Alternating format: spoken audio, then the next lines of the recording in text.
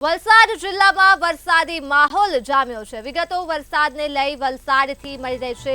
વરસાદી માહોલ જોવા મળ્યો છે। જિલ્લાના તમામ તાલુકાઓમાં વરસાદ વરસ્યો છે, ત્યારે આજે જિલ્લામાં ભારે વરસાદની આગાહી કરવામાં આવી છે। મધુબન ડેમમાં પાણીની આવક થઈ રહી છે। આંગણવાડીથી લઈ શાળા અને કોલેજમાં રજા જાહેર કરી દેવામાં આવી છે ભારે વરસાદના પગલે। તો વલસાડથી વિગતો મળી રહી છે। વરસાદી માહોલ જોવા મળ્યો છે અને મધુબન ડેમમાં પાણીની આવક થઈ છે। મધુબન ડેમના દ્રશ્યો જોવા મળી રહ્યા છે, જ્યાં ભારે વરસાદના પગલે નવા નીરની આવક થઈ ચૂકી છે। ત્યારે આજે જિલ્લામાં ભારે વરસાદની આગાહી કરવામાં આવી છે। જિલ્લાના તમામ તાલુકાઓમાં વરસાદ નોંધાયો છે।